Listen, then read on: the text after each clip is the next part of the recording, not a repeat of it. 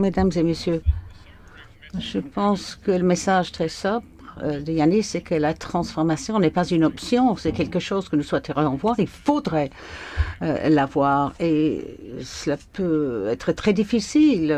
Il y aura des défis, il y aura des douleurs, ce sera douloureux. Mais comme a dit Yanis aussi, il y aura aussi de très bonnes occasions, opportunités. Et il faut que cela implique tout le monde dans la chaîne de production, des agriculteurs, des producteurs, et nous tous en tant que consommateurs, nous devons tous participer à cette transformation. Et un des défis est de faire en sorte qu'à chaque point, sur ce voyage, il faut que tout le monde comprenne qu'ils ont un rôle crucial à jouer. C'est la psychologie. C'est comme cela que je peux introduire notre très bon premier orateur. Je ne vais pas faire semblant que je connaissais Espen Stockness avant ce matin. J'ai eu le plaisir de le rencontrer juste avant le début, mais une fois que j'ai commencé à le regarder sur Google, et on sait très bien que Google peut être très dangereux, mais une fois que j'ai commencé à le voir sur Google, je me suis dit, cet homme est tellement intéressant, il est professeur à une école de business commercial norvégienne, il est psychologue, il est activiste du Parti vert.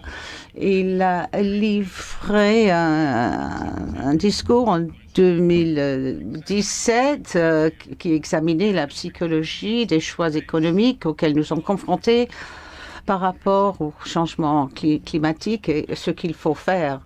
L'année dernière, il a publié un livre, L'économie de demain, un guide pour promouvoir la croissance verte. Donc, cela vous dit que c'est quelqu'un qu'il faut écouter. C'est arrêté sur les marches, mais il va parler tout de suite. Père, vous avez la parole, je m'en réjouis.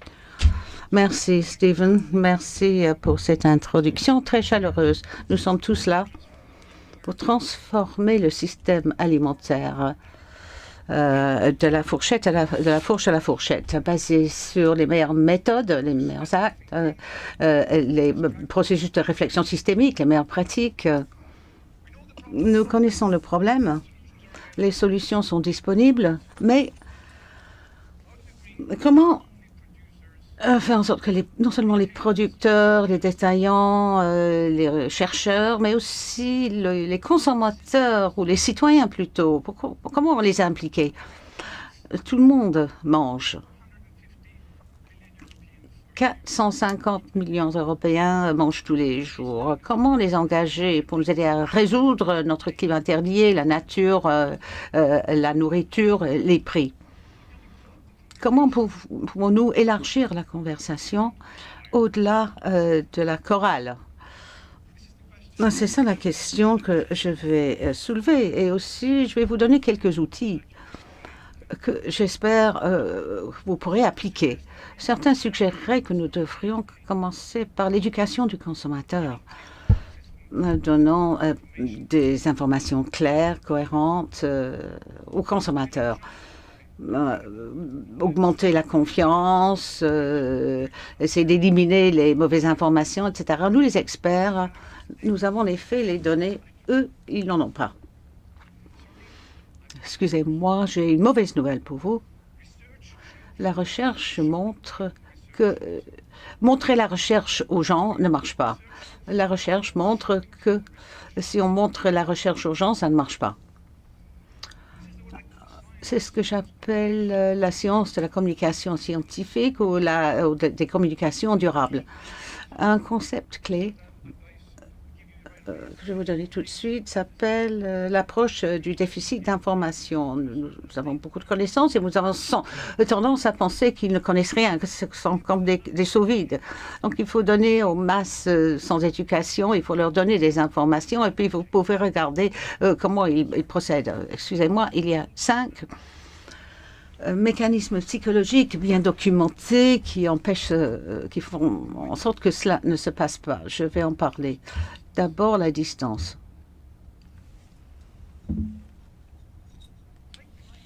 Comme le climat, la nourriture, le système, les terres, les nutritifs, l'eau, les racines sont invisibles, hors de vue. Et à la différence du Covid ou d'un embouteillage, c'est ailleurs. On parle de la distanciation psychologique. Les gens ne savent pas d'où vient la nourriture, donc psychologiquement, ce n'est pas proche. Lorsqu'ils y pensent, ils mangent, c'est tout. Et comme le CO2, le nitrogène, une des frontières planétaires critiques, les voies aquatiques, les zones mortes, l'érosion du sol, tout cela est très éloigné. Donc immédiatement, lorsque vous essayez de critiquer les gens pour manger des choses qui détruisent la planète, les gens pensent que c'est très loin, hein, c'est dans l'espace de quelqu'un d'autre, c'est très éloigné. C'est pas là, je n'habite pas là, cela ne concerne pas. Donc, je ne peux pas influencer, je suis trop loin. Quoi que je fasse, peu importe, c'est la responsabilité qui incombe à quelqu'un d'autre. Donc, ces 4 mécanismes de la distanciation, de faire en sorte que les gens pensent que la crise alimentaire n'est pas personnelle, elle n'est pas proche. Alors, nous avons pas seulement une crise de climat, mais nous parlons de l'extinction des masses depuis les dinosaures. Il n'y a plus que 60 récoltes qui restent. Il y a un déficit de phosphore, la famine, la faim. Et si vous essayez de régler la crise de cette façon-là, avec des messages gris, vous avez deux réponses psychologiques. Je ne peux plus accepter une apocalypse aujourd'hui. Ensuite, vous commencez à éviter le messager. Ces personnes, bon, ce sont des activistes pour la durabilité. Et puis, troisièmement, je commence à éviter les messages. Donc, je vais penser à autre chose. Mais ce sont des effets accessoires. 3, nous pouvons parler de la distance, de la dissonance cognitive, qui est un état interne. Je sais ce que je devrais manger, mais je mange autre chose. Il y a cette tension entre ce que je sais et ce que je fais. Je connais l'impact sur le climat de la viande, mais bon. Et puis, la tête commence à intervenir. Nous avons cet esprit, cette idée que c'est une machine d'excuses qui invente des justifications très rapidement. Je dirais, alors, mon voisin, il mange beaucoup plus de viande que moi, ou mes collègues, ils volent beaucoup plus souvent aux Canaries, ou que sais-je. Donc, c'est toujours eux, ce n'est jamais moi. Moi, je vis de manière responsable. Ensuite, je peux commencer à croire la désinformation, la confusion. Et troisièmement, je peux prendre autre chose. Je fais ma formation. Maintenant, je mérite cette double portion de glace avec une sauce chocolat. Donc, mon cerveau m'aide. Et si vous n'êtes pas au courant de cette dissonance, ça va détruire vos messages d'information. Quatrièmement, le déni. Nous avons démenti, nous avons la distance, la dissonance et la démenti, c'est une espèce d'état double. Donc, mon esprit conscient, je classe tous les faits inconfortables sur l'alimentation. Donc, nous, les Norvégiens, nous adorons le saumon. Mais les Norvégiens ne veulent pas savoir d'où vient ce saumon. Nous préférons de ne pas y penser. Lorsque nous entendons parler de cela aux nouvelles, nous mettons cela dans la cave. Donc, c'est un état étrange de savoir et de ne pas savoir en même temps. Il ne s'agit pas d'être ignorant, stupide ou oral, mais la machine magnifique du cerveau arrive à supprimer des informations troublantes. Puis, c'est le noyau de nous-mêmes, l'obstacle le plus difficile lorsqu'il s'agit d'engager des gens et de changer des comportements. Et ça, c'est l'identité qui concerne les autovaleurs, les valeurs de soi. Je suis quel genre de personne? Comment voter? Qu'est-ce que je fais? Quelle est ma profession? Et qu'est-ce que je mange? Ce n'est pas uniquement man ist, wann man ist, comme disent les Allemands, mais c'est plus profond. Je suis quel genre de personne? J'appartiens où? pas uniquement les recettes françaises ou italiennes. Il s'agit de savoir comment est-ce que je me présente à ceux que j'aime lorsque j'invite des gens à dîner. Comment définir notre famille par le biais de l'alimentation? C'est la clé, car si vous critiquez ce que mangent les gens, à cause de cette barrière d'identité, les gens pensent que vous les critiquez, eux, mais pas l'alimentation. L'alimentation, c'est moi. Moi, je suis l'alimentation. Si vous critiquez ce que je mange, vous m'attaquez, moi. C'est là que cette conversation alimentaire tourne mal. Je dois me défendre, je vais me battre, je vais vous critiquer. Ces 5 sont nos défis lorsque nous voulons partager les faits. Je vous dis comment la science explore, comment le cerveau répond à la science. Alors, ce qui marche, je vais vous parler des 5. Si vous voulez engager 450 millions d'Européens dans le système de transformation, il ne faut pas oublier que tous les engagements et les changements sont sociaux, ne sont pas basés sur des données, mais sur ce que font mes amis. Quelles sont les personnes que j'admire, mes homologues aussi. Alors, cette dynamique sociale, parfois, nous parlons de normes sociales. Que feraient les gens que j'aime dans la même situation? Qu'est-ce qu'ils mangent? Qu'est-ce qu'ils souhaitent voir comme alimentation? Depuis le dernier souper du Christ, l'alimentation était au cœur de nos communautés. Alors, il ne s'agit pas de l'empreinte carbone, c'est la communauté, les relations, les réseaux.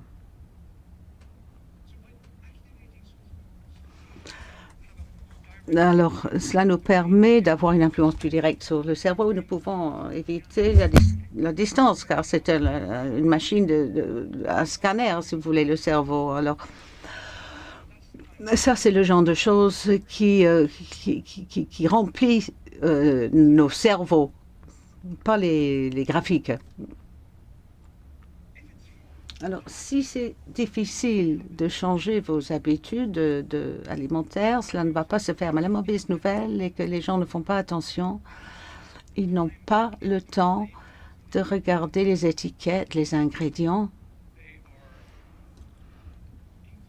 Ils ne sont pas cohérents lorsqu'ils cherchent quelque chose à manger ou ils suivent, ils restent avec leurs vieilles habitudes. La bonne nouvelle est que les gens ne font pas attention, ne pensent pas pourquoi ce qu'ils font. Il y a des mauvais temps. Alors si on passe au défaut, lorsque je vais au buffet, au restaurant, au magasin, d'un seul coup, j'ai choisi l'alimentation qui est bon pour le climat sans y penser trop. Il y aura d'ailleurs une session là-dessus après ou cet après-midi. Donc, je ne vais pas entrer dans les détails. Alors, le rendre simple, il faut que ce système vous soutient. Il faut connaître l'encadrement. Quel est le cadre? Je vais faire une toute petite expérience avec vous tous. Je suis psychologue, je ne vais pas vous faire mal, mais il faut que vous me regardiez, il faut que vous suiviez, rangez votre phone. Vous êtes prêts? C'est une expérience, une expérimentation. Ne pensez pas à un éléphant. Ne pensez pas à un éléphant. Surtout pas un éléphant rose. Ce qui se passe dans le cerveau maintenant est que vous pouvez faire 1 ou 2, ou bien vous pouvez penser très fort d'un chocolat ou d'une voiture pour éviter cet éléphant qui traîne derrière quelque part. Vous pouvez dire, ça m'est égal ce qu'il dit, je vais penser autant que je veux à un éléphant. De toute manière, que vous le fassiez ou pas, vous avez été prise. Et la même chose avec la communication alimentaire, c'est toujours encadré. Et il y a 3... donc vraiment de soutien. D'abord la santé, je ne vais pas passer du temps là-dessus. Votre santé, ça c'est personnel, mais aussi l'opportunité. Comment est-ce que nous pouvons manger pour créer une meilleure société, une meilleure économie? un meilleur système alimentation, avec meilleurs nutriments, etc. Euh, peu importe. Je vous parle du cadre. Comment est-ce que vous cadrez à quoi vous vous engagez? Oui, nous avons des menaces, mais nous avons 3 cadres de soutien pour avoir un rapport de positivité. C'est ça qui crée l'engagement le plus fort. 3 possibilités. Enfin, il faut des signaux. Parce que je pourrais changer mon comportement, mais si je n'ai pas de retour, cela s'arrête là, la motivation s'épuise. Alors qu'il s'agit des applications, d'un dialogue ou des groupes, de compensation sur carbone, sur l'alimentation, etc., je vais revenir à mes anciennes habitudes et puis raconter des histoires. C'est ce que vous faites. Comme vous le savez, l'alimentation est une histoire, accompagnée d'une histoire. Chaque aliment, cela a c'est la base du marketing, etc. Mais il faut aller au-delà de la petite histoire à un narratif plus large. C'est ce que Jeannès a dit. Comment raconter une histoire authentique sur un système alimentaire qui est positif pour le climat et pour la nature. Ce n'est pas uniquement moi.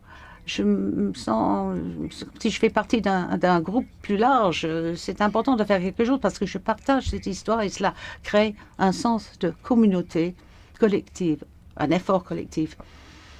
Donc avec ces 5, j'espère que certains pourront être utilisés. Merci.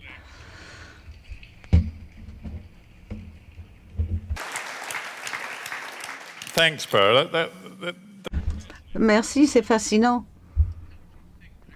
Alors, qu'est-ce que vous pensez de l'agriculture? Lorsque vous donnez cette liste de choses pour éviter le facteur traîne, alors le secteur alimentaire, comment est-ce que, quel est là, il en est où le système? Je ne suis pas analyste de système alimentaire. Ma perception est que c'est très segmenté, très fragmenté. D'une certaine manière, chaque partie de la chaîne alimentaire est là pour elle-même et puis c'est programmé, comme on nous a expliqué, selon l'économie conventionnelle. D'un seul coup, vous avez cette pression coût. Chaque étape, et cela conduit à minimiser mes coûts sans regarder les autres parties du système. La fragmentation des systèmes serait ma première réponse. Est-ce que vous pensez que c'est très difficile dans l'alimentation de changer les comportements? Nous avons parlé du comportement du consommateur, car quand vous avez fait, il y a une identité, une relation très personnelle basée sur l'identité que nous avons avec notre alimentation. Donc nous sommes très investis dans tout ce que nous faisons, ce que nous avons toujours fait dans le passé. C'est assez difficile de surmonter cela. Oui, mais si vous comparez cela avec d'autres secteurs, transport, bâtiment, la voiture, et mon espace personnel dans le monde, mais ça c'est assez personnel, et ma maison aussi. Et puis il y a l'alimentation. Mais je pense que des 3, je dirais que l'alimentation est le plus intime. Parce que cela devient moi. Et si j'essaie de changer mes habitudes alimentaires, immédiatement, il y a une résistance psychologique. C'est très automatique lorsqu'il s'agit de l'alimentation. Si vous avez travaillé comme psychothérapeute, vous connaissez la résistance au changement. Les gens arrivent et disent, bon, j'ai tel problème, ou parfois, j'ai frappé mon enfant, etc. En tant que psychothérapeute, on peut dire, pourquoi vous n'arrêtez pas, arrêtez de boire trop. C'est des choses que vous allez accomplir et d'accentuer cette résistance. Donc c'est très sensible, votre approche à cette résistance au changement des habitudes alimentaires. si vous étiez mon thérapeute et je voulais changer ma façon de manger, je suis trop gros, ou je mange tel, ou j'ai une addiction alimentaire, si je pense que vous me respectez, vous avez confiance en moi, je serais peut-être prêt à écouter vos questions, mais peut-être pas vos conseils. Il s'agit de construire cette confiance de relation avant d'introduire ce que nous appelons, entre guillemets, les interventions. Alors, ce que j'en déduis, c'est que en tant que détaillant en alimentation, de mettre des étiquettes rouges sur des aliments qui contiennent beaucoup de sucre ou de graisse, etc., cela ne va pas marcher. Ou ce n'est pas la façon la plus utile de procéder. Un des domaines les plus recherchés dans la psychologie, c'est le comportement, c'est le tabac. Est-ce que ça va aider de montrer des étiquettes disant que c'est dangereux, vous aurez le cancer des poumons, tuer votre bébé, etc. Non. Cela a eu une petite influence, mais ça n'a pas vraiment changé. Ce qui a changé, c'était lorsque vous l'avez réglé, si vous faites quelque chose qui veut dire que tout le monde est obligé de répondre. Je vois que vous ne fumez plus à l'intérieur et je ne vais pas le faire non plus. Donc nous acceptons de devoir sortir et politiquement c'était possible car c'était juste après une élection dans la plupart des pays. Puis vous aviez encore 3 ans pour voir que l'air était plus propre et on voyait des bénéfices en attendant les prochaines élections, les élections suivantes. Vous êtes psychologue. Vous avez l'habitude de regarder la façon dont les gens pensent et répondent. Est-ce qu'il se passe quelque chose qui concerne toutes les générations? Je pense à mes propres enfants, tous les 3. Elles ne boivent pas le lait. Il y a 2 végans ou presque véganes. Mais je me demande si ces messages et différentes façons dans les comportements peuvent être échangés et renforcés. Est-ce que cela a une incidence, un impact? Est-ce qu'il y a un élément de génération? Oui, si. Oui, il y a cet élément-là. Génération, les recherches démontrent que le communicateur le plus efficace sur le climat, et j'ai vu la même chose dans l'alimentation, mais ça fait partie du changement climatique, c'est une adolescente. S'il y a des parents qui ont des adolescentes, vous savez de quoi je parle, d'un seul coup, ce n'est pas uniquement un scientifique montre des graphiques sur le climat. C'est cette fille qui vous regarde et vous avez l'impression que vous perdez le respect. Donc, c'est même pour les vieux blancs comme moi-même. Vous parlez en tant que père d'une adolescente. Oh, non, j'ai des adolescents plutôt,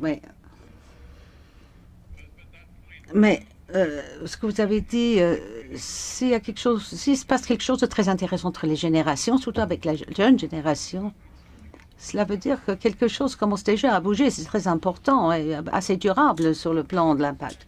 Oui, ils n'ont pas passé 30 ou 40 ans d'investissement dans leur identité, à construire des résistances au changement, définition de soi. Le respect des homologues basés sur le genre d'alimentation, l'alimentation, la voiture, la maison, etc. que vous avez. Donc, ils n'ont pas grand-chose à perdre, finalement. Et sur le plan les messages les plus importants, d'où ils viennent, nous avons des gouvernements qui sont très impliqués en essayant de changer la façon dont nous consommons pour être beaucoup plus conscients de l'impact sur l'environnement, le climat, la biodiversité. Nous avons des ONG qui sont très actives. Nous avons le mouvement pour le climat qui a beaucoup à dire à propos de la production alimentaire. Alors, d'où viennent les messages les plus efficaces? Est-ce que c'est ce que peuvent faire les gouvernements? Est-ce que ce n'est pas nécessairement d'abord des gouvernements? Oui, c'est une des questions classiques qu'on me pose souvent. Dans mon dernier livre, L'économie de demain, la première partie est ce que j'appelle le système triangulaire. Où commence le changement? Comment faire pour changer le système? Et si vous pensez au système, il faut répondre, il faut commencer partout. Et les 3 acteurs principaux dans le système sont des individus ou des citoyens. C'est le business, les producteurs et le gouvernement. Et bien sûr, c'est l'interaction entre ces 3 qui est intéressante. Alors, si le gouvernement fait quelque chose et les hommes politiques doivent être réélus, est-ce qu'ils vont gagner du soutien en introduisant ce genre de changement? Et bien sûr, les entreprises qui acceptent les coûts supplémentaires pour les nouvelles technologies, est-ce qu'ils auront le soutien du gouvernement ou des clients s'ils augmentent les coûts? S'ils voient immédiatement que cela ne marche pas, vous avez un retour d'information négative plutôt que d'avoir un cercle virtuel où les individus soutiennent les gouvernements soutiennent les citoyens, etc.